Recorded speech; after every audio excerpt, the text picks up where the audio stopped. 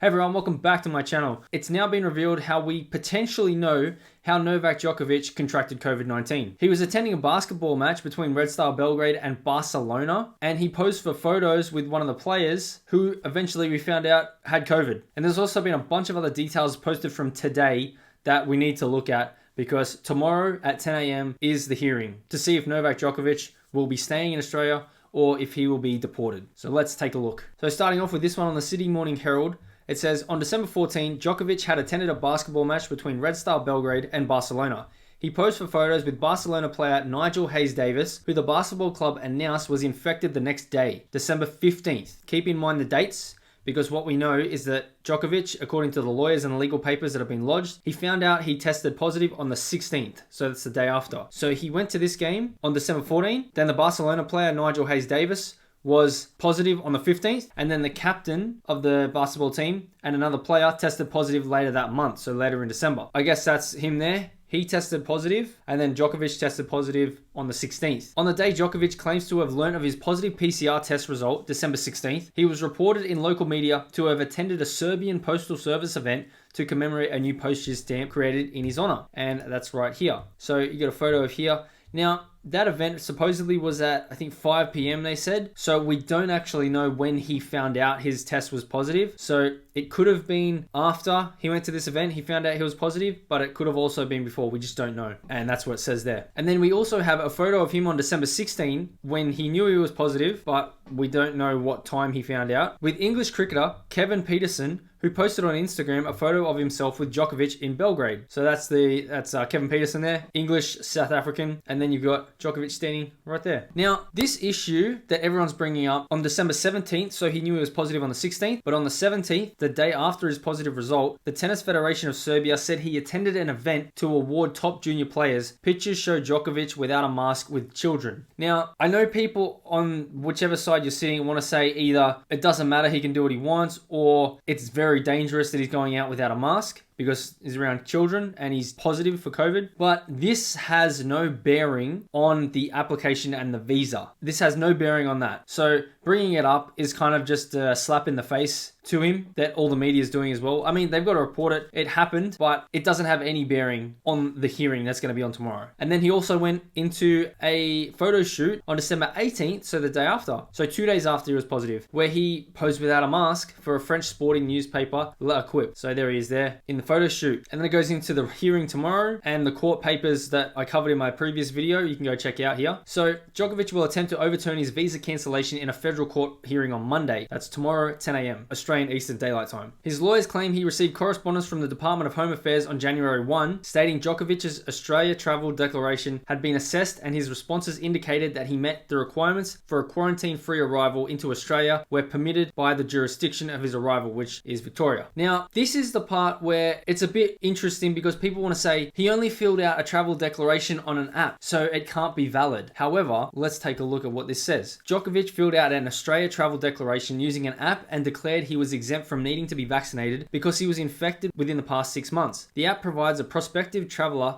with a preliminary indication of their eligibility to enter Australia. However, the result is based on the declarations of the applicant and does not provide final approval for a person to enter. Now, I saw somewhere else there were some tweets, I can't find them, but people going on this app and doing the same thing. The issue with that is, sure, you might be able to go on the app and get approval with the information you give them on the app, but these people who are doing it, and some of them journalists to prove that they can do it, didn't have the other exemptions that Novak was granted, which is in the court papers right here, which I went through in detail in my last video, but I'll just show you what they are. So Novak Djokovic got an exemption certificate being provided by an independent expert medical review panel commissioned by Tennis Australia, and then the decision of that panel by Tennis Australia was also reviewed and endorsed by an independent medical exemption review panel of the Victorian state government. And then the conditions of the exemption are consistent with the recommendations of the Australian Technical Advisory Group on Immunisation, ATAGI, and they're the organisation that tells you whether you can come in or not based on your immunization status or ability to be vaccinated. However, as we saw, there was a letter that came out in November and that said you must be double vaccinated. You must have 2 doses of a Therapeutic Goods Administration approved or TGA recognized vaccine. So that's what the government's hinging their argument on. The guideline they have from Atagi is saying anyone who wants to come in needs to be double vaxxed. So even if, as these documents claim, that he had an exemption and a letter from the Home Affairs Minister that said he could come in, he could enter Australia, even if he didn't have that, the people who are using this app to show that they can get in didn't have the previous medical board exemption from Tennis Australia and the Victorian state government. So let's just make that clear. They don't have those 2 exemptions. And then we have one that's just come out a couple of hours ago on news.com.au. Says leaked correspondence has revealed Tennis Australia begged the Department of Home Affairs to check the visa paperwork of Novak Djokovic and other players before they boarded planes. So before they even left their country of origin to come to Australia. A move that could have prevented this visa debacle. Because if they checked it all and made sure it was all legit, he wouldn't have even left and come in if they told him, no, your paperwork's not right. But he thought that everything was legit and he could have come in, but he gets to the border force down in Melbourne and they say, nah, come with us. We're going to have to question you for hours. So it says news.com.au has obtained letters outlining Tennis Australia's mounting concerns over how the medical exemption would work dating back months. We have reviewed your questions with the relevant officers within the department and with colleagues in the Department of Home Affairs and Australian Border Force. So the people who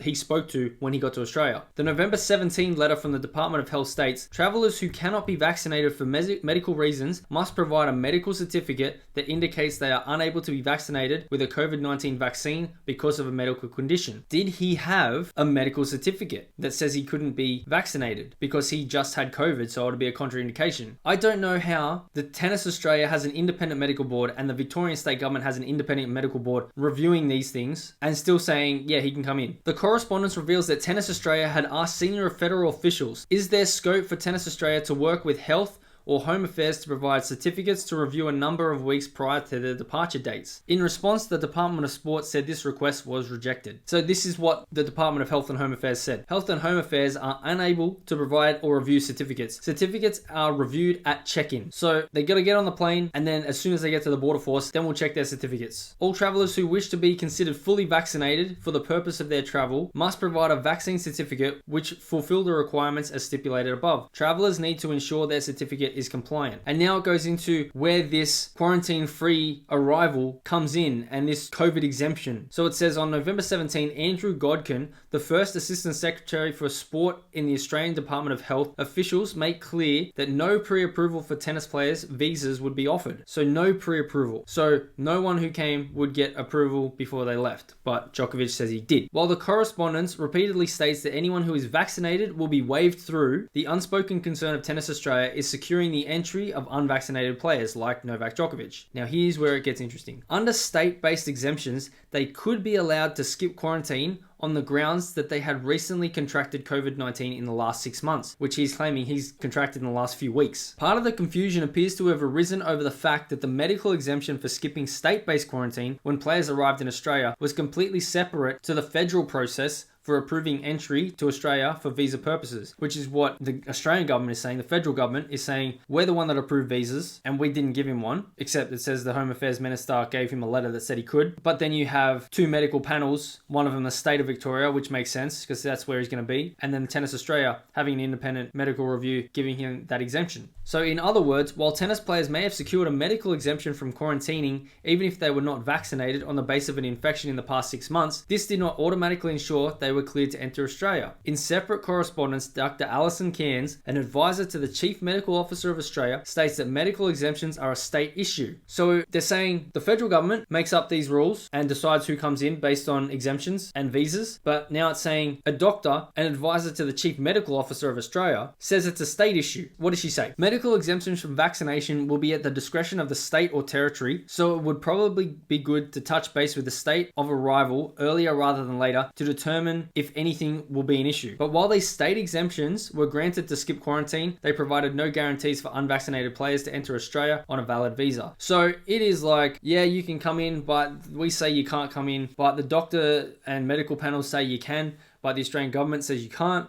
And who the hell knows at this point anymore. I don't blame Novak for being like, yeah, I thought I could come in, so I have the paperwork, but now I'm being told I can't come in. This sounds like an absolute shambles with the amount of finger pointing and saying who's responsible for giving exemptions and how do we let these players in. Unbelievable. What's next for Djokovic? As he still remains stranded in the Park Hotel, what is going to happen tomorrow? He is going to be having a legal challenge against the federal government's decision to deport him, and the 9-time Australian Open champion's lawyers will have the chance to argue his case in court from 10 a.m. Monday, tomorrow. An interim injunction granted on Thursday meant Djokovic could stay in Australia until his case was heard. And I did just see that there was another article that came up that said the government tried to delay the hearing until Thursday, but the judge said, no, it's happening tomorrow. Obviously, he wants this to happen quickly and get this sorted and not have Novak sitting in a detention hotel for any longer than he needs to. So there you have it. Now we know how he potentially most likely caught COVID at a basketball game against Red Star Belgrade and Barcelona. We also have more confusion as to whose responsibility it is, the state government, the federal government, to give these exemptions. But we'll find out tomorrow at 10 a.m. in court. Let me know your thoughts in the comments below. Don't forget to smash the like button, subscribe to the channel if you haven't already, share this video out there, and I'll see you in the next one.